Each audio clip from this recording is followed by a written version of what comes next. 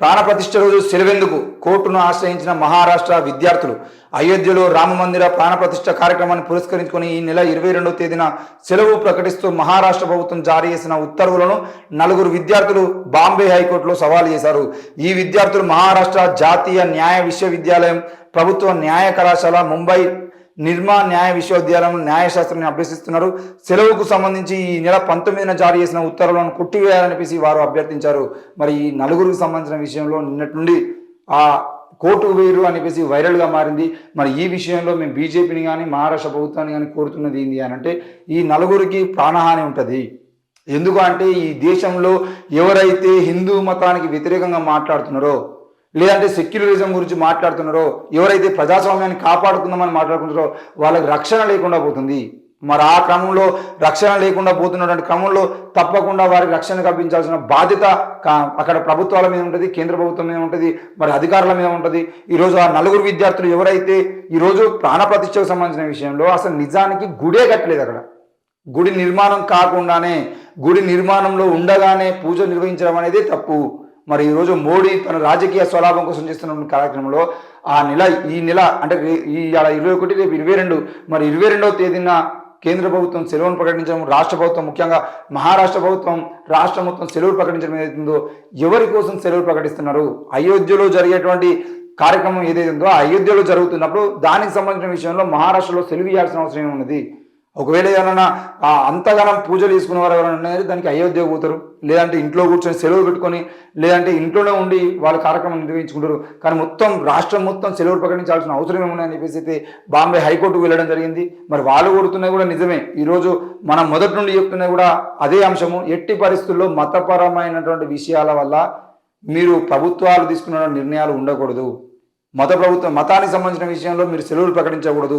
ఈరోజు వినాయక చవితి వచ్చిందంటే వినాయక చవితి రోజు సెలవిస్తారు, మళ్ళీ చివరిలో నిమజ్జనం రోజు మళ్ళీ సెలవు ప్రకటిస్తారు, నిమజ్జనం తెల్లారి కూడా సెలవు ప్రకటిస్తారు అవసరమైతే. ఇట్లా అంటే క్రిస్మస్ వచ్చింది, క్రిస్మస్కు 1-2 రోజులు సెలవులు ప్రకటించాలి, లేదంటే వారం రోజుల పాటు సెలవులు ప్రకటిస్తూ ఉంటారు.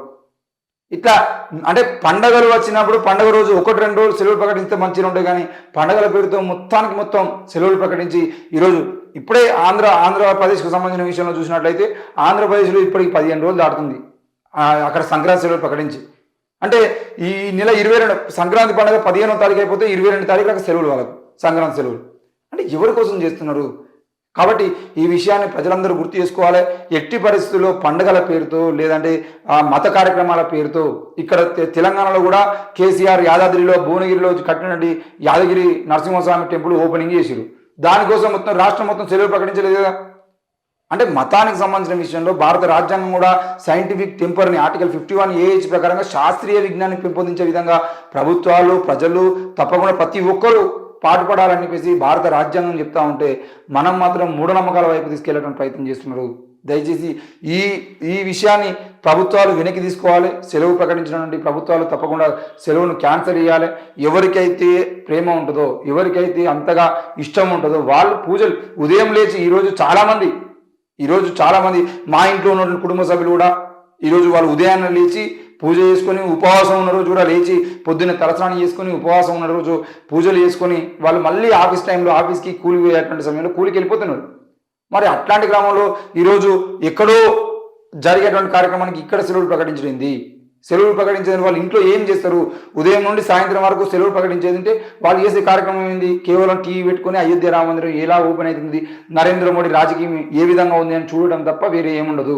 మరి కేవలం నరేంద్ర మోడీ రాజకీయం కోసం ఈరోజు సెలవులు ప్రకటించుకొని అందరూ టీవీల ముందు కూర్చొని నరేంద్ర మోడీ ఏం మాట్లాడుతున్నారో, ఎట్లా ప్రాణప్రతిష్ఠ చేస్తున్నారో అని చెప్పేసి చూసేది ఉంటే నరేంద్ర మోడీ గ్రాఫ్ పెరుగుతుందనే ఆలోచన తప్ప అక్కడ రామ మందిరానికి సంబంధించిన ఆలోచన ఏమీ లేదు.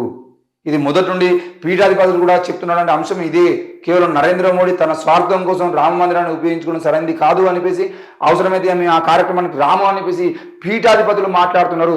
మరి మీరు పీఠాధిపతులు మాట్లాడేటువంటి సంస్కృతి గురించి ఆలోచిస్తారా, ఆచారాల గురించి ఆలోచిస్తారా? మరి నరేంద్ర మోడీ చెప్తున్నటువంటి దొంగ ఆచారాల గురించి ఆలోచిస్తారా అనేది మీరు తెలుసుకోవాల్సిన అంశం.